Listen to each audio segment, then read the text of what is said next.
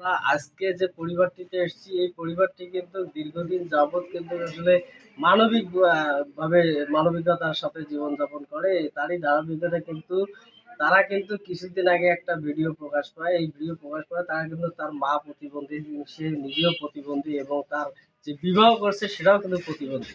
এই ভিডিওটা দেখার পর কিন্তু আসলে আমারও যদি এইটার কিছু করার ইচ্ছা থাকে, সেখান থেকে কিন্তু আমি রংপুরের এক ভাই আপনার জিসান ভাইকে আমি কিন্তু এই বিষয়টা জানাই এবং তাকে কিন্তু এই মেসেজটা দেয়। তিনি কিন্তু এই জিসান ভাই কিন্তু খুলনা বিশ্ববিদ্যালয়ের ছাত্র এবং রংপুরের একজন পরিচিত মুখ এবং রংপুরের ৮টি বিভাগ ৮টি জেলায় তিনি কিন্তু চলো স্বপ্নশ্রী নামে একটি সামাজিক সংগঠন চালান এবং সেই সামাজিক সংগঠন থেকে তিনি কিন্তু সাধারণ মানুষের কাজ করে থাকেন এবং তিনি কিন্তু রমজান উপলক্ষে তার কিন্তু ব্যস্ততার কারণে তিনি আসতে পারেন নাই। তিনি কিন্তু এই পরিবারটিকে তার ব্যক্তিগত তহবিল থেকে তিনি কিন্তু হেল্প করেছেন। আমরা এই হেল্প, তার এই যে উপহার সামগ্রীগুলো আমরা কিন্তু এই পরিবারের নিকট হস্তান্তর করব এবং আমরা এই পরিবারের নিকট চাচ্ছি যে আসলে জিসান ভাইয়ের জন্য আপনারা দোয়া করবেন এবং এই জিসান ভাই যেন আগামী দিনে এরকম মানবিকতার কাজ যেন করে যেতে পারে।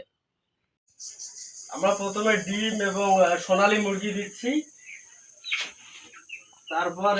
তারপর মুড়ি দিচ্ছি, তারপর 1 বস্তা চাউল দিচ্ছি, তারপর সবজির ক্ষেত্রে নিত্য প্রয়োজনীয় জিনিস এটি লাউ,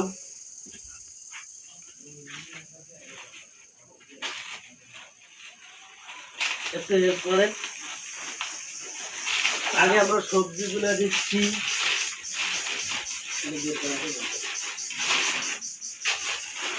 সবজি,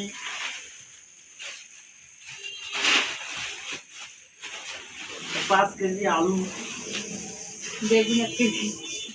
বেগুন, পেঁয়াজ, মরিচ, আদা,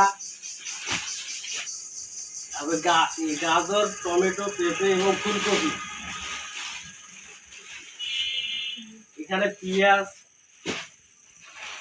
তারপর হচ্ছে ইফতারের এই যে বুন্দিয়া, আবার এক প্যাকেট লাচ্ছা সেমাই, তারপর তেল, সয়াবিন তেল,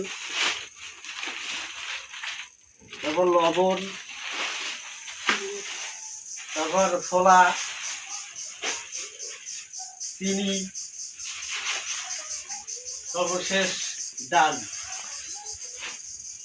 আজকের এই যে উপহার সামগ্রী এটা কিন্তু রংপুরের জিসান ভাই পাঠিয়েছে। এই উপহারগুলো আমরা কিন্তু এই অভাবী এবং এই যে প্রতিবন্ধী পরিবারকে উপহার দিলাম এবং এই প্রতিবন্ধী পরিবার যেন এটা দিয়ে অন্তত রমজানটা আগামী দিনে ভালো কাটতে পারে।